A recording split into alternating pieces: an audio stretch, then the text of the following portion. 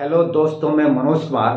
आज हम कक्षा 10 के विज्ञान में पढ़ेंगे प्रत्यावर्ती धारा की आवृत्ति। प्रत्यावर्ती धारा की आवृत्ति क्या होती है? मतलब frequency of alternating current.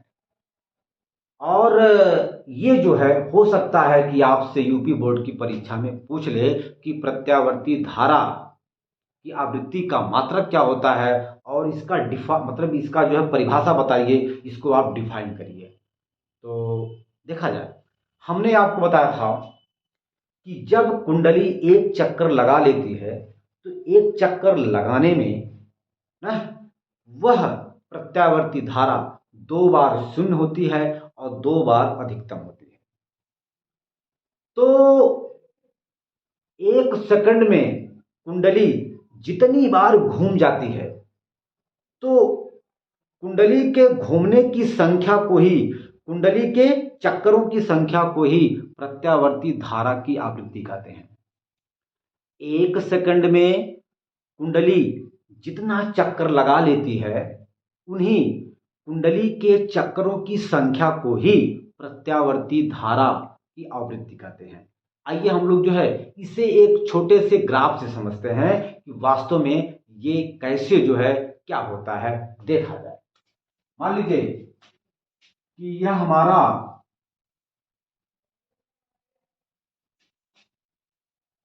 X अक्ष है, ओके, और ये हमारा जो है वाई अक्ष है, ये हमारा वाई अक्ष है। अच्छा, आपने इसको पहले देखा था कि एक्स अक्ष पर जो है समय होता है, हम लोग समय को लिखते हैं, और वाई अक्ष पर धारा हम लोग दर्शाते हैं, धारा को हम लोग शो करते हैं। ठीक है, आपने देखा था कि जो प्रत्यावर्ती धारा है एक बार मैक्सिमम जाती है,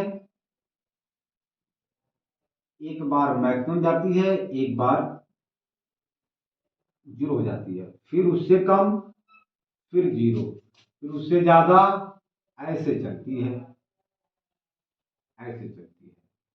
ठीक है ना, ऐसे चलती है। देखा जाए तो यहां से देखिए, ये कुंडली का आधा चक्कर और ये कुंडली का फिर आधा चक्कर, यानी कि आधा चक्कर ये, आधा चक्कर ये, दोनों चक्कर मिला करके कुंडली का यह एक चक्कर हो जाता है, एक चक्कर। और हम लोग इसे कहते हैं एक साइकिल अर्थात एक दोलन। यह प्रत्यावर्ती धारा का यहां से लेकर के यहां तक जो है एक दोलन होता है या एक साइकिल होता है। ठीक, तो प्रत्यावर्ती धारा 1 सेकंड में जितना साइकिल पूरा करता है, देखिए ये एक साइकिल, ये एक साइकिल है ना, ऐसे सब कई साइकिल होता है। तो अल्टरनेटिंग करंट प्रत्यावर्ती धारा 1 सेकंड में जितना साइकिल चलती है या जितना साइकिल पूरा करती है उन्हीं साइकिलों की संख्या को प्रत्यावर्ती धारा की आवृत्ति कहते हैं ना। यही है, हम लोग जो है इसे आराम से लिख सकते हैं। देखा जाए, ये कुंडली का आधा चक्कर और फिर ये कुंडली का फिर आधा चक्कर, तो आधा चक्कर ये, आधा चक्कर ये, जब हम दोनों को आपस में मिला देंगे तो कुंडली का एक चक्कर पूरा हो जाता है। तो कुंडली का जब एक चक्कर पूरा हो जाता है उसे हम लोग कहते हैं एक साइकिल, एक साइकिल कहते हैं। ठीक है ना, तो यही क्या है, यही हम जो है यही एक साइकिल होता है। ये एक जो है इसे हम लोग एक दोलन भी कहते हैं, एक वाइब्रेशन कहते हैं। तो यही जो एक जो साइकिल है, 1 सेकंड में जितना बार साइकिल आता है उसी को हम लोग कहते हैं प्रत्यावर्ती धारा की आवृत्ति। यानी कि प्रत्यावर्ती धारा 1 सेकंड में जितनी साइकिल घूम जाती है ना, उन्हीं साइकिलों की संख्या को, उन्हीं दोलनों की संख्या को प्रत्यावर्ती धारा की आवृत्ति कहते हैं। हम लोग जो है इसे लिख सकते हैं। देखा जाए, यहां से लेकर के है ना, ये आपका एक साइकिल, एक साइकिल, एक साइकिल है, यह एक साइकिल है। और फिर यहां से लेकर के यहां तक फिर एक साइकिल है, एक साइकिल है या एक दोलन है, या एक दोलन या एक दोलन, इसे हम लोग एक दोलन भी कहते हैं, एक दोलन कहते हैं, राइट। तो लिख दें, देखा जाए प्रत्यावर्ती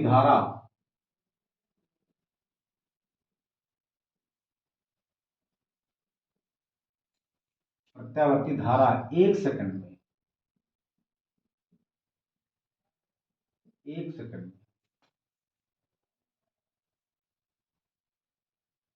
जितना साइकिल लगाती है, जितना साइकिल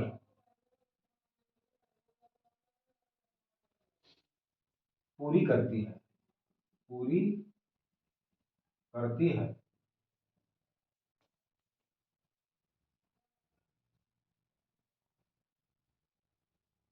इन्हीं साइकिलों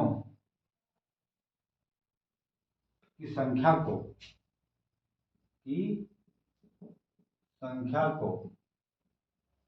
प्रत्यावर्ती धारा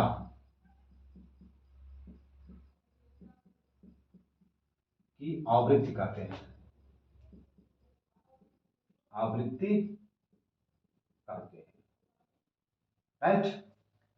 देखा जाए, क्योंकि आवृत्ति का जो अंग्रेजी होता है वो फ्रीक्वेंसी होता है, तो हम लोग जो है प्रत्यावर्ती धारा की आवृत्ति को स्मॉल एफ से शो करते हैं, स्मॉल एफ से प्रदर्शित करते हैं। तो हम लोग यहां पर चाहे तो लिख सकते हैं प्रत्यावर्ती धारा की आवृत्ति को स्मॉल एफ से प्रदर्शित करते हैं, ठीक बेटा। तो आप पहले जो है इसको लिखिए और ये चित्र आप बनाइए, फिर हम आगे देखते हैं, चलते हैं।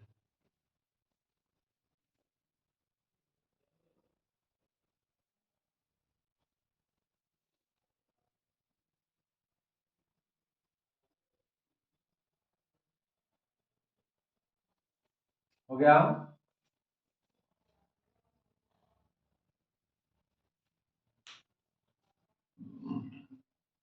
जा रहे हैं? ओके,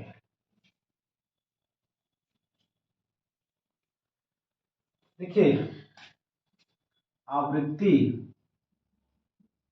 एफ बराबर होता है 1/T, ठीक है ना। और ये कैपिटल टी क्या है? ये कैपिटल टी आवर्तकाल होता है, आवर्तकाल होता है। ये क्या होता है? प्रत्यावर्ती धारा द्वारा एक साइकिल पूरा करने में, अभी आपने देखा था कि यह एक साइकिल है, क्या है? एक साइकिल है। तो एक साइकिल पूरा करने में जो समय लगता है उसी समय को कहा जाता है आवर्तकाल। यानी कि प्रत्यावर्ती धारा एक साइकिल पूरा करने में जो समय लेता है उसी समय को हम लोग कहते हैं आवर्तकाल, और आवर्तकाल को कैपिटल टी से लिखा जाता है, ठीक है ना। यही आपका हो गया। तो देखा जाए अब इसका मात्रक क्या होगा, देखा जाए आवृत्ति का मात्रक एसआई, एसआई पद्धति में आवृत्ति का मात्रक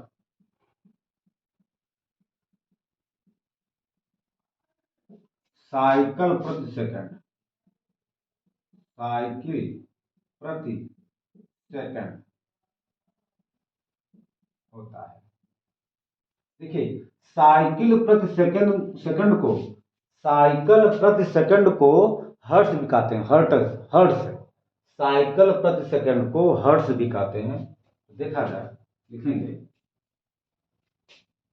साइकिल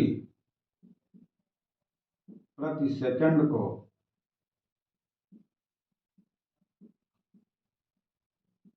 हर्ट्ज भी कहते हैं। ये आपका हो गया।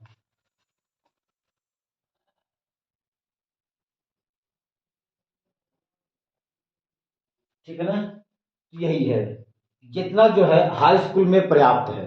हाई स्कूल में जो भी आपको ये दिया गया है इतना जो है वो पर्याप्त है। अगर आपसे पूछा जाएगा कि प्रत्यावर्ती धारा का आवृत्ति क्या होता है, तो आप जो है ठीक इसी तरीके से आप उसमें अपने कॉपी में लिख दीजिएगा और इसे आप बढ़िया से तैयार कर लीजिए। ठीक है ना, और मैं समझता हूँ कि आपको ये चीज़ समझ में आ गया होगा। अब आप इसको तैयार करिए। ठीक, और आपका कक्षा 10 का जो फिजिक्स टॉपिक है वो पूरा का पूरा समाप्त हो जाता है। इसके बाद हम पढ़ाएंगे केमिस्ट्री। ठीक है ना, कक्षा 10 की हम केमिस्ट्री को पढ़ाएंगे। लेकिन आज हम जो है अपने इस वीडियो को यहीं पर अंत करते हैं। अब हम अगले वीडियो में जो भी केमिस्ट्री का पहला अध्याय होगा उसको हम पढ़ेंगे, देखेंगे।